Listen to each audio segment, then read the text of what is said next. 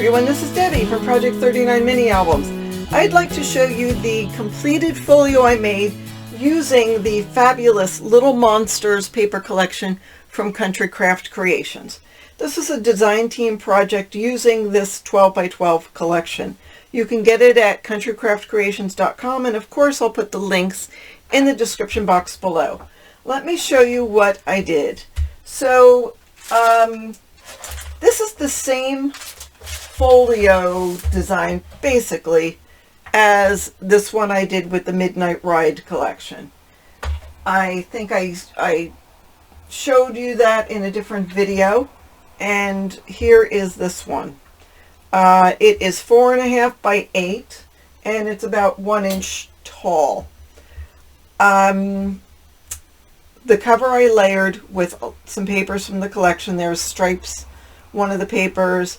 This is another one. This is one of the cut-aparts that I layered on. It's papaya with black cardstock below. This little stripe came from the cover sheet. It's on the bottom, it's here. You could cut that. I mean, there's a bunch of this in there, and that made a nice little way to divide these two. Of course, this was cut out from one of the pages in the collection, and I will show you how I made this, the shaker. Isn't it fun? I love it. I love it. So let me take you inside. It does have a magnet closure. You could use ribbon if you want. So inside I've got these adorable guys. They were on the top of one of the pages. I took another one and I fussy cut around them and glued them down at the top, so it has a tuck spot to put any cut-aparts or photos or whatever you want.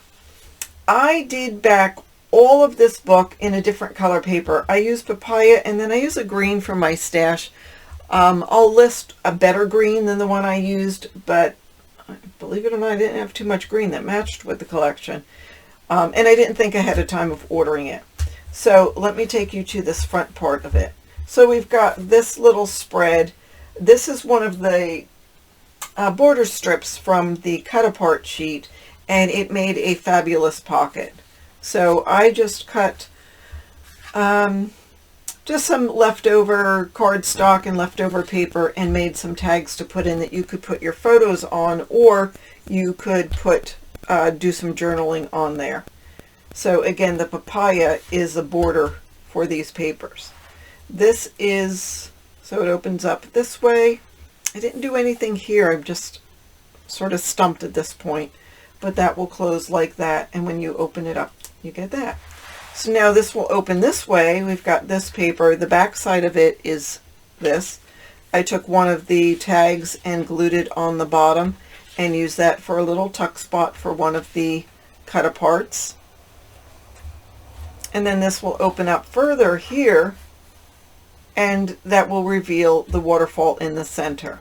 So I didn't put any extra pockets or anything here. I wanted you to be able to see the cool paper. So this will, well, we'll leave that open. Here's the waterfall. It just has a little magnet keeping it closed.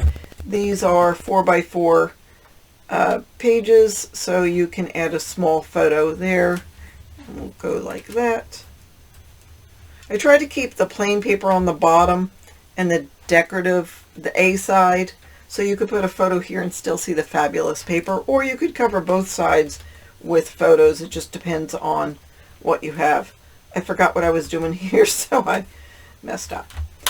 This is the papaya, and I just inked around it. You could put decorative paper there if you wanted to, but I just wanted it to, I felt it was busy enough with all this here.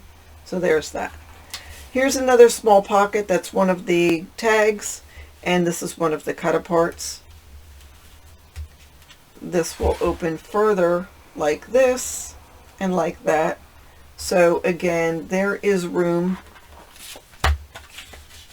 for a photo here or one of the cut-aparts, and again, you could put a photo right there. You could have made that a pocket, but I chose to leave that blank. I did put a magnet here to keep that closed so it didn't open up when you're opening up the book. So that'll close this way. There's the other part of that. Isn't that fabulous? So wait, this guy, I lost my thing. This will go here.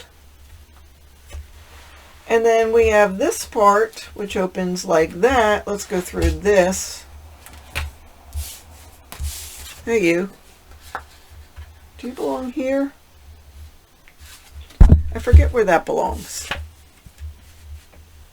Does that belong there?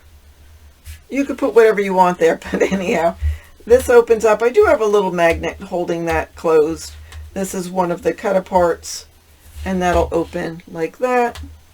So you could put a photo under there. You could put a photo here in this tuck spot. And this is a another photo mat or journaling card that's open. Here's what the page looks like without anything. But that's fabulous. And now we have something else here. All right, this will open this way. That goes, no, okay, here. This goes like this. This goes on this page. This goes on that page. Okay, now we got it straight. All right, so here's that candy, and I just left that as a tuck spot and put one of the cut aparts there. This was one of the pages. It was a page with the candy, and I get freaked out by clowns, so I thought that was probably appropriate. So I just cut that just so it would fit in the pocket. You could use that as a folder to add some photos to. I didn't back it on any paper. Since I did double matting, I was starting to worry about room. Hint, don't double mat everything like I did. It really looks nice, but I think it takes up a lot of bulk. Here's another cut apart that I just glued onto some papaya and glued on 3 sides and made it so we could put this cute little cut apart in there. So this will fold like that. That's where the magnets are, and that is how it closes. So that is my Happy Halloween folio. I do have a tutorial coming up on how to make that. So don't forget to like and subscribe and hit the bell for notifications so you can make this folio. And again, I'll put the link to how you can get this paper in the description box. It is fabulous. I did get also the shakers from Country Craft Creations. I'm reaching for the packet. It was part of Mix Up's embellishments, and it was fabulous. So that's what I have for you today. Thanks so much for watching. Have a fabulous day.